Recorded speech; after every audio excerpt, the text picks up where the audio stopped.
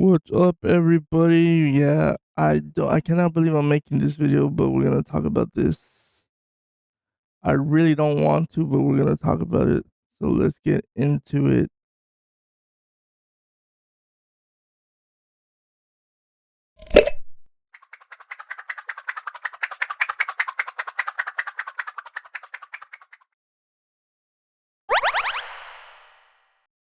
What is going on, everybody? Welcome back. Make sure you like, subscribe, do all those cool YouTube things for me, and make sure you follow us on social media. Of course, the links are below as always. So if you do that, I would really appreciate it.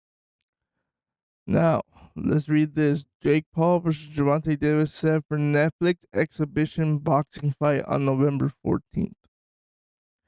Okay, before I get into this, does the fact that it's a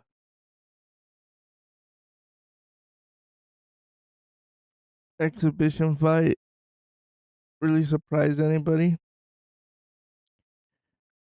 I mean, Jake Paul is 60 pounds heavier than this guy, man. I understand Gervonta Davis is probably the better boxer, but did you guys honestly tell me? Can you guys honestly tell me that any right-headed besides Florida, and I'm only talking smack about Florida because they sanctioned Evander Holyfield versus Vitor Belfort? Like, oh my god, what's wrong with you? It was either Florida or Texas. I'm gonna find out. But it was either Florida or Texas. You see, I was right. It was Florida.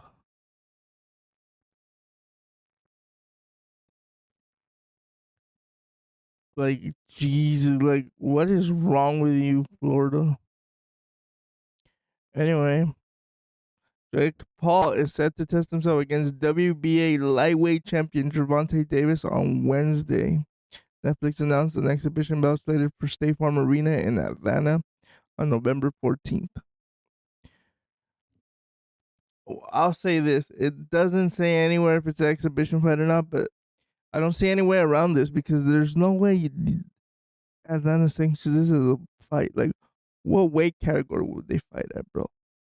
Jake Paul's gonna outweigh him by almost between 40 to 60 pounds. Like, this is wild to me.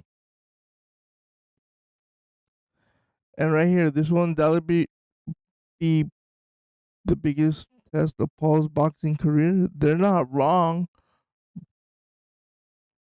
but it's like a freak show, and I feel bad in saying this because look, Davis is 30-0-1 as a pro with 28 knockouts. He's coming off a draw to Lamont Roach Jr., but has scored back-to-back KOs of Brian Garcia and Frank Martin before that. Okay, why isn't the Lamont Roach fight happening before this? Because I know they were in talks.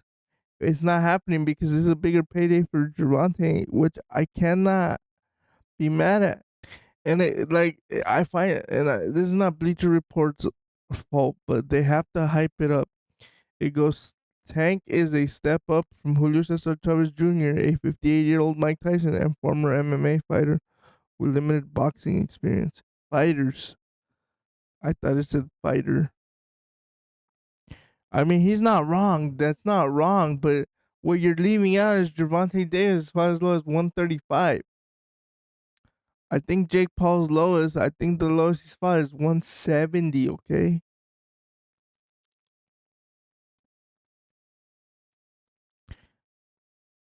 And then it goes on to the bozo that shared the ring with Mike Tyson.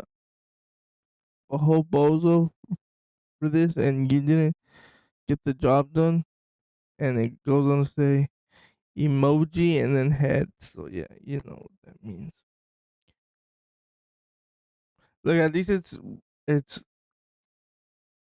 talking about it here. Look, the weight difference between Paul and Davis is glaring, though. The fight exhibition status is likely to have fans asking the same old questions about the event's sporting merit. See, look, Davis will undoubtedly secure a massive payday, but beating Paul will do little to boost his in-ring reputation. Of course it will. Like, the fact that it's a exhibition, I don't care. Like, I don't care. Honestly, I would have much rather see him fight somebody like Darren Till. And he goes on to say, if anything, pursuing this opportunity will increase the perception he's trying to avoid WBC lightweight champion Shakur Stevenson or a rematch with Lamont Roach at all costs. It doesn't say Lamont. I added that part, but Roach seemingly thinks Davis isn't keen on a rematch, hinting in a social media post that Davis is ducking the fight. I mean, I didn't see the Lamont Roach fight, but I talked to somebody that did. They're like, dude, some weird stuff happened there. I don't know. But let me tell you guys this. Again, it's the same old question. Gervonta has a future to think about, right?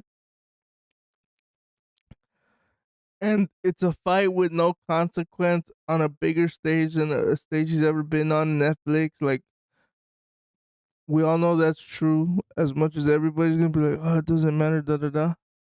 It doesn't matter to you because you're not the one in there. You're not the one putting your body through this.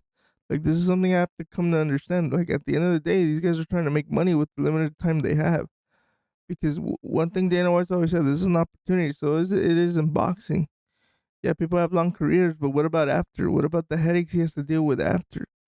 If he was smart with his money, he's been going to doctors, investing his money, that he doesn't have to fight for very much longer. He's only 30. Like, honestly, if Gervonta Davis was smart with his money and his past doesn't catch up with him as it has been recently, this guy can retire within 2 to 3 years.